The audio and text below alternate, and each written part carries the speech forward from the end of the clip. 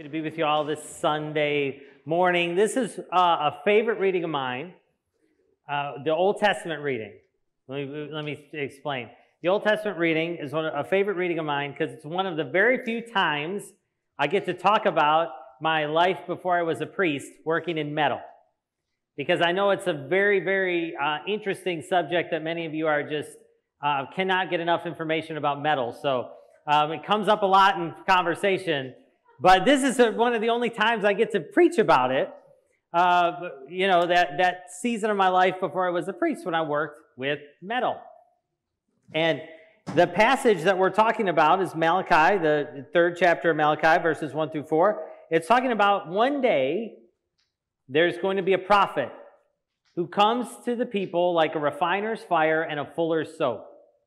Now, I can say nothing with confidence about a fuller's soap and what they did, other than I know in their day, a fuller's soap, that was the person who was like the dry cleaner of 400 BC.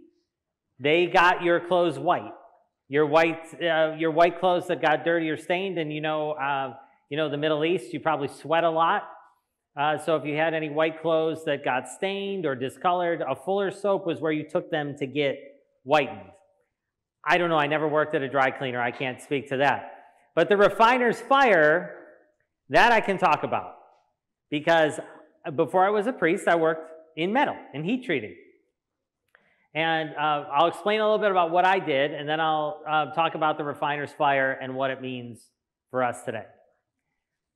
So what I would do is everything that's made of metal is made, some engineer somewhere thinks of it, made for an application. Right? You make it for something. And it has to be a certain toughness or a certain softness, depending on what the application is. We all think metal has to be, you know, as hard as can be, but that's not true. For example, the metal in your car's engine, because it works under heat and it works with fluids, has to be a little flexible, has to be softened a bit, or else it would break. The metal that, you know, for example, is used on bridges and things like that has to have a little bit of give to it. Not too much, but a little bit of give to it because you don't want it to break. So other things like in oil and gas, the metal you use for drilling and things like that, that has to be as hard as can be or else it would break. So everything that's made of metal has to have has an idea of what it's being made for. Someone understands the purpose. And because of that, it has to be made tougher or it has to be made softer. Now, that was my job. People would make things and weld things together for metal, for companies, for industrial things, for oil and gas, sometimes for small things, for like dental tools. One of our biggest clients was Coca-Cola. Actually, you can't imagine how many little metal parts that we used to make for bottling plants that would screw the bottles on Coke bottles.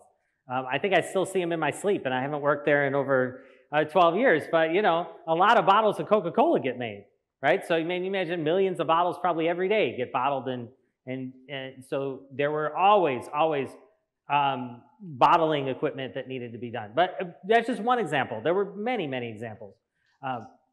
And so they would send them to us and say, this is going to get used for this. It needs to be this flexible, this hard, this soft, whatever. And we would send it through the process to get ready for its purpose. Now you can see why this is such an interesting topic. People want to talk to me about it all the time, but I'm almost there. We're almost there. Here's the process. It's always heat. It's always heat.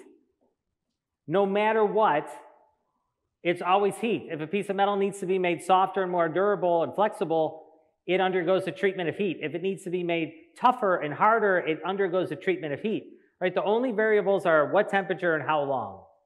But it's always heat. Always. And so that was our job. What temperature and how long.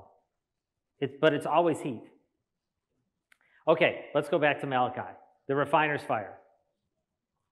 Now, some metals, precious metals, get refined and purified before they get made into things. Now, some metals are inexpensive, and that's why we can get them so cheap. For example, We probably all have 5,000 Christmas tree hooks made out of little metal. That's cheap metal, right? That's not going to get refined because they know that after we take the tree down, they're going to just turn into one giant ball of hooks that we can't get separate and throw them away and probably buy a new pack the next year. That's cheap metal, but say like gold jewelry that you have is precious metal. You know the price difference, for example, would tell you that.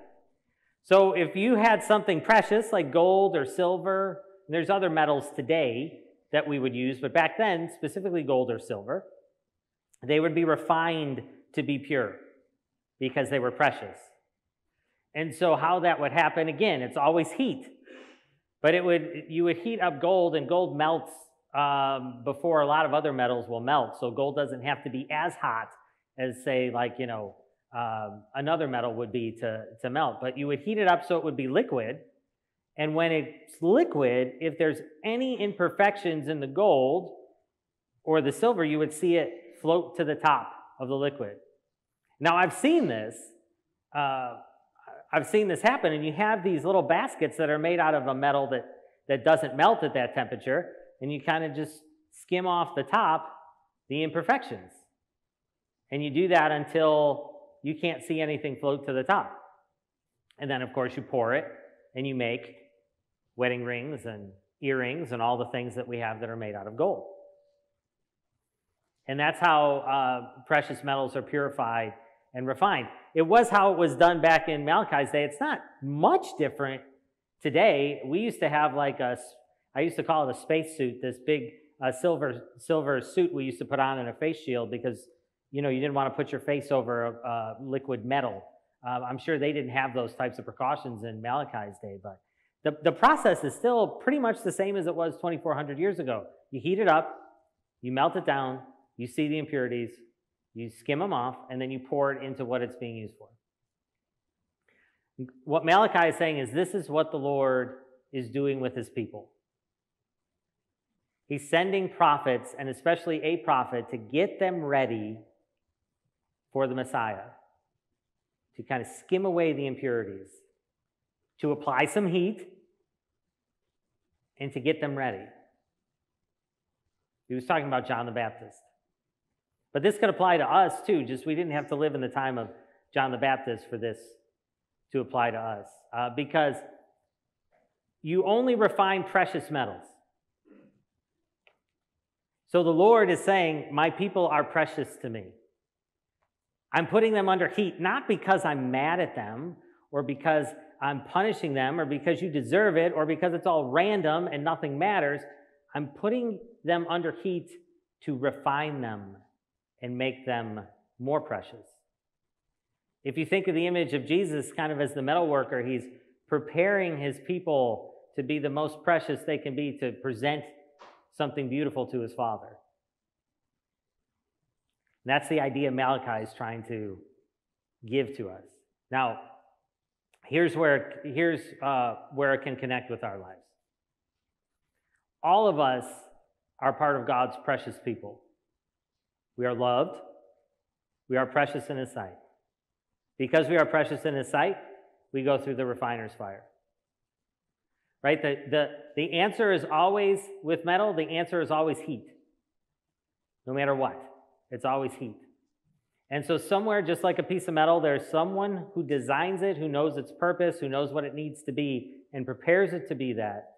We have a creator who knows us, knows our purpose, knows the road ahead of us and what we might be facing, and is preparing us in that way. The process is always through some sort of adversity, through some sort of challenge, through some sort of trial, right? It's always heat. Heat's being applied. But there's a difference between a fire that can be destructive and a fire that can be refining, right? All the fire in our life, all the heat, all the trials, I'm not saying are God causing them, right? But just like all the fire isn't something that helps and shapes metal, but in the hands of a blacksmith, in the hands of a metal worker, it can be creative, it can be refining, and something new can come out of it. And so the same thing is true for us. When we're under heat, When we're facing our trials and we're being refined, right, we can turn that over to God, to put those adversities in God's hands, and something new can be made out of it. We can be made new out of them. And everybody's is different, right? Because some of us need to be made a little softer. Some of us need to be made a little tougher. It's all in the hands of the designer, right? It's all in God's hands. But the answer is always heat to some duration and some length of time. And we all face trials and we all face struggles. We all face adversity, right? Some in greater degrees than others. It's not all equal. But we all face it. And in the hands of God, it can be refining. It can be purifying. It could make us something new. It can make us more compassionate. It could make us stronger in our faith. It could make us deeper in our love for one another. There's no end to the list. It can make us something new. So I would encourage you, if you're in one of those seasons where you feel the heat, to offer it up in the refiner's hand, to let God use it as the refiner's fire in your life to make something new, to let it be creative and constructive rather than destructive. And if you're in a cool season, that's great. We're not in the heat 24/7. You can't put metal in the heat 24/7 or it doesn't work. But there are seasons where it needs to go in the heat. And so if you're in a cool season, I hope you would keep that in mind for when the heat comes, because it always comes. And if you're in the heat, I encourage you to offer it up to the refiner's hand, as he would use it to make something new in us. In a way, that's a great message for Advent as we are preparing for him, that maybe will be made new through God working through the heat in our lives. In the name of God, Father, Son, and Holy Spirit. Amen.